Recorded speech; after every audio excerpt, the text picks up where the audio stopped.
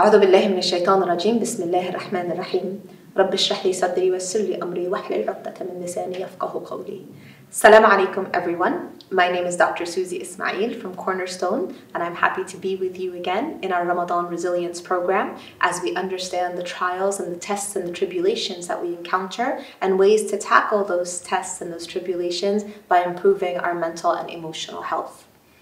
So we were referencing the verse from the Quran, which was verse 155 in Surat Al-Baqarah, in which Allah Azza wa Jal reminds us that we will be tested. And we talked a little bit about one of those tests, which was the test of al-khawf, or fear, and how it may manifest itself in terms of anxiety.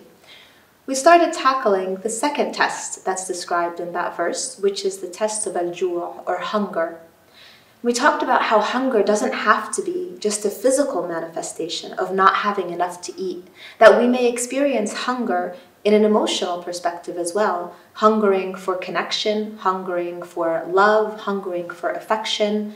And a lot of times that hungering can lead us to a dark space mentally as well, where we're struggling to find a sense of contentment. So when we look at that journey of hungering, and when we're needing, wanting, feeling like we're missing something, a lot of times there is a dunya type of hunger, a hunger in which we're hungering for more and more and more.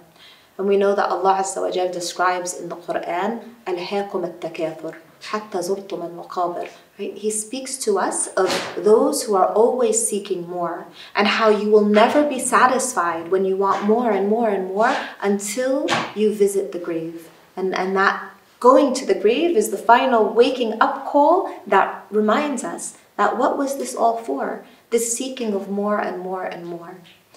So if you are at a point in your life right now when you look at your finances and you think, I don't have enough, I need more, try to stop and think about what more actually means. And would more actually bring you happiness? Think about all those individuals who have more and more and more wealth than they need, more houses, more cars. Have they found happiness? Think about that aspect of seeking more, maybe in your personal life. Maybe you're thinking, I need more of a close relationship with my spouse, more children, more pleasantness in the work environment. Some of these mores are mores that we can work towards, but we also need to know that there is a limit to those mores. And that limit is in being able to find contentment, or rida. Allah Azza wa Jal reminds us in the Quran, in Surat Al-Fajr, that there will come a day where He will call to the nafs al-mutma'inna, to the contented self. And He would invite that contented self to enter Jannah. And Allah Azza wa Jal says in the verses of Surat Al-Fajr that individual, that contented self, will be invited into Jannah because Allah will be contented with that person, because that person was contented with Allah. And this is what we mean when we talk about Allah being enough, recognizing that our love for Allah Azza wa Jal is what encompasses and should overshadow our love for anything else or anyone else. That the love for Allah Azza wa Jal has to be that first and foremost. The love for the Rasul Sallallahu Alaihi Wasallam has to be a love that transcends even our love for ourselves, our love for our family members. Now that doesn't mean that we should self-loathe, or that we should dislike ourselves, or that we shouldn't be good to our family members and our friends. No, it means that when we love someone, including ourselves, we love ourselves for the sake of Allah. We love those in our life for the sake of Allah. And what that means to love someone or something for the sake of Allah, it means that we recognize the blessings that this something, this someone, this experience comes from Allah. And we recognize that we can find gratitude, we can find contentment, we can find rida in what it is that we have.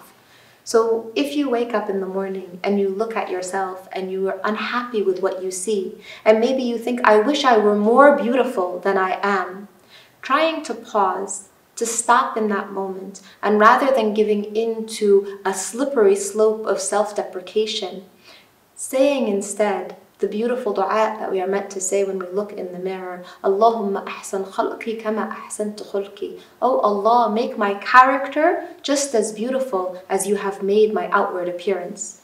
Being able to express gratitude is one of the real core elements in reaching that place of contentment. And many times when we struggle with a mental health difficulty, whether it is overwhelm, anxiety, stress, depression, or any other type of mental health struggle, a lot of times we need a reminder of gratitude. But it doesn't help for someone to say, what are you sad about? There's people who are starving. It doesn't help to put down the struggle. What helps is to be able to identify that the struggle is real, but to also recognize that there is so much good despite that struggle. And as we grow in understanding ourselves, understanding Allah Azza wa Jal and His hikmah and the way He guides us through things, we can become more and more confident, inshallah, in expressing that contentment. So I hope you'll join us in our next episode where we continue down this journey of understanding the difficulties we may see in our lives and knowing how to tackle these difficulties from a mental, emotional, and spiritual perspective. Jazakum Allahu khair. Wassalamu alaikum.